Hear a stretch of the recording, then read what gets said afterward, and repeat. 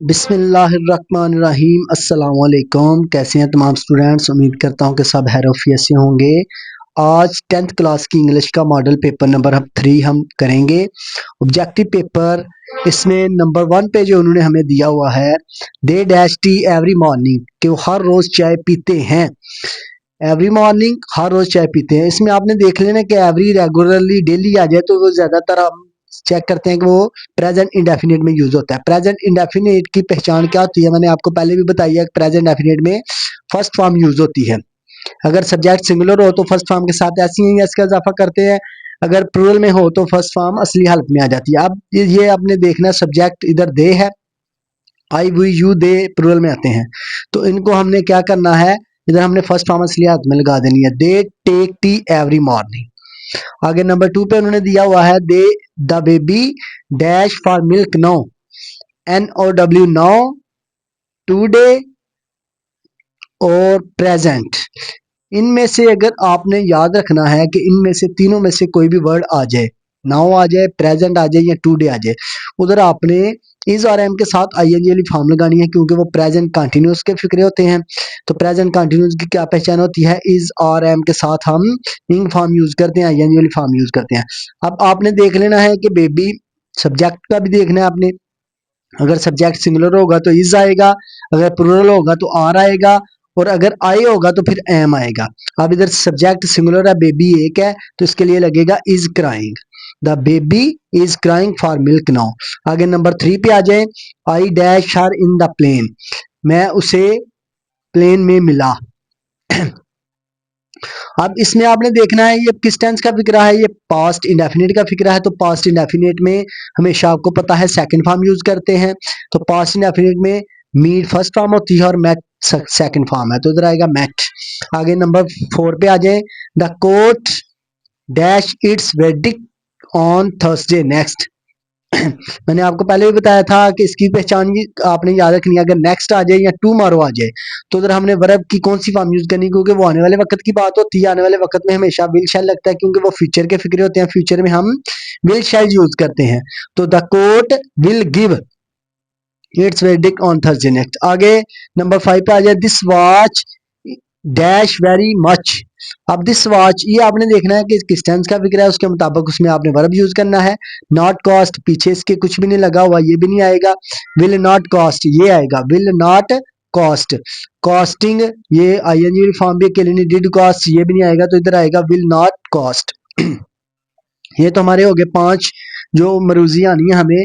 उसमें हमने वर्ब देखना है कि कौन सा यूज होना है। उसके बाद आगे आ जाती है हमारे 4 नंबर आ जाते हैं हमारे स्पेलिंग के। इसमें आपने प्रायोरिटी के स्पेलिंग आपने चेक करते हैं। प्रायोरिटी के स्पेलिंग क्या है सही? PRI, prior, ORITY, priority. दूसरे नंबर पे उन्होंने दिया हुआ है सर्कुमस्टेंसेस, सरकुम, SIR, सर, CUM, कम, स्टेंस, STANCES, स्टेंसेस। आगे नंबर 3 पे आ जाए, इटर्नल, इटर्नल, ETERNAL, इटर्नल। आगे नंबर 4 पे आ जाए, नेक्स्ट पेज पे।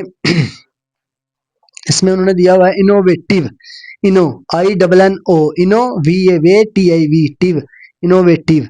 आगे नंबर 10 पे उन्होंने जो हमें ऑप्शन दिया, आगे हमारे ऑप्शन आ जाते हैं जिसमें हमने मीनिंग बताने होते हैं, सिनोनिम बताने होते हैं, एंटोनिम बताने होते हैं। तो इसमें आपने देख लेना है कि फर्स्ट पे क्या दिया हुआ है। उन्होंने फर्स्ट पे दिया हुआ है कॉन्टेस्ट मीन्स, कि कॉन्टेस्ट का क्या मतलब होता है। दूसरा मतलब क्या है? कंपटीशन है, कंप्लीशन है, या कंपीलेशन है, या कॉम्प्लेक्स है। तो इनमें से आपने जो भी होगा वो बताना है। कॉन्टेक्स्ट मीन मुकाबला होता है, तो मुकाबले का दूसरा मतलब होता है कंपटीशन, तो इसका दूसरा मतलब आएगा कंपटीशन। आगे नंबर 11 पे आ जाए, एंटोनिम ऑफ एक्सेल। एक्सेल का एंटोनिम क्या होगा? आपको पता होगा कि एक्सेल मीन क्या होता है। एक्सेल मैंने क्या होता है? अबूर करना, आगे निकलना। तो इसका एंटरम, मुतजाद, एंटरम मैंने आपको पहले ही बताया था, एंटरम मीन्स होता है मुतजाद अल्फाज, अपोजिट वर्ड जो होता है वो हमने बताना है। एक्सेल का अपोजिट वर्ड इधर क्या होगा? सर पास होगा, फेल होगा, विन होगा, या एक्सपेंस होगा। तो इधर आपने देख लेना है कि इसका मतलब क्या होगा। अब एक्सेल अबूर करना मतलब क्या है कि अबूर करना होता है, तो उसका दूसरा मतलब उल्ट क्या होगा? मुतजाद अपोजिट वर्ड होगा फेल। आगे नंबर 3 पे आ जाए, the synonym of spinning. Spinning mean क्या होता है? स्पिनिंग का मतलब होता है घूमना, रिवॉल्व। तो इसका दूसरा मतलब ऑलरेडी आपको इधर लिखा हुआ है, रिवॉल्विंग।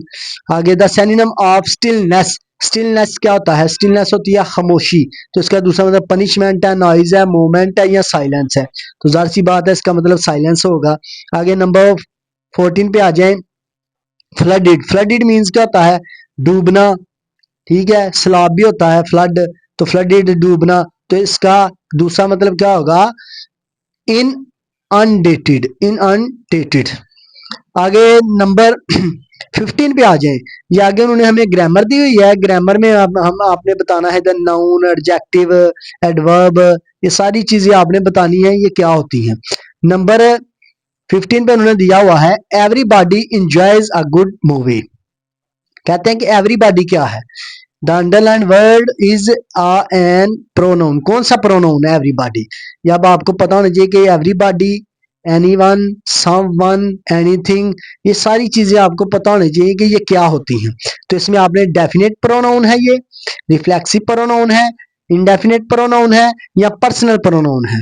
तो ये आपको पता होना चाहिए कि एवरीबॉडी, एवरीवन, एनीथिंग, ये जितने भी होते हैं इनको हम बोलते हैं इनडेफिनेट प्रोनाउन। आगे इज देयर एनीथिंग, ये दोबारा से फिर वही आ गया। एनीथिंग मैंने आपको बताया, सम वन, एनीथिंग, समबॉडी, ये सारे इनडेफिनेट प्रोनाउन होते हैं। डेफिनेट होते हैं जो पर्सनल प्रोनाउन के तौर पे इस्तेमाल होता है, यू दे वगैरह। रिफ्लेक्सिव प्रोनाउन माई सेल्फ वगैरह जो होते हैं, my self, your self, them selves, ये सारे रिफ्लेक्सिव प्रोनाउन होते हैं। पर्सनल प्रोनाउन भी आई, यू दे ही होते हैं। आगे उसके बाद ये भी एनीथिंग है जो, ये भी इंडेफिनेट प्रोनाउन होगा, ठीक है। डोमेस्टेटिव प्रोनाउन दिस दैट वगैरह जो होते हैं वो। आगे आई सॉ माई सेल्फ, आगे आ गया हमारे पास ये माई सेल्फ। मैंने अभी बताया आपको कि ये कौन सा प्रोनाउन होगा, पोजेसिव प्रोनाउन होगा, सब्जेक्टिव प्रोनाउन होगा, ऑब्जेक्टिव प्रोनाउन होगा या रिफ्लेक्सिव प्रोनाउन होगा। तो ये भी मैं आपको बता रहा हूँ कि ये माई सेल्फ है जो, ये रिफ्लेक्सिव प्रोनाउन होगा।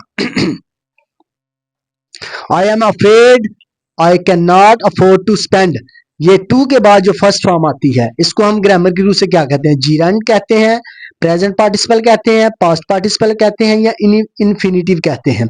तो ये आपको मैंने पहले भी बताया हुआ है। जीरंड होता है जो हम आईएनजी लगा होता है जिसके साथ वर्ब, नाउन के साथ या वर्ब के साथ जो आईएनजी नाउन के साथ लगा होता है उसको हम जीरंड बोला जाता है। प्रेजेंट पार्टिसिपल इंग फॉर्म जो हम यूज करते हैं कंटिन्यूअस में वो है पास्ट पार्टिसिपल। सेकंड फॉर्म जो हम यूज करते हैं इन्फिनिटिव होता है टू के बाद जो फर्स्ट फॉर्म आती है इसको इन्फिनिटिव बोला जाता है। तो ये होगा टू स्पेंड क्या होगा? इन्फिनिटिव होगा। I expect that I shall get a prize. अब आपने इधर देखना है कि वर्ब के साथ नाउन यूज हुआ है तो इधर हमने इसको क्या बोलेंगे? एडवर्ब क्लॉज है, नाउन क्लॉज है, एडजेक्टिव है या जिरंड है। तो ये जाहिर सी बात है प्राइज है, तो ये इसके साथ हमें वर्ब के साथ नाउन यूज हुआ है तो ये जाहिर सी बात है कि ये नाउन क्लॉज ही होगा। ये हमारा आज का चैप्टर कंप्लीट हो गया है। नेक्स्ट इंशाल्लाह कल आपको नंबर 4 की वीडियो बना के सेंड की जाएगी। बहुत शुक्रिया।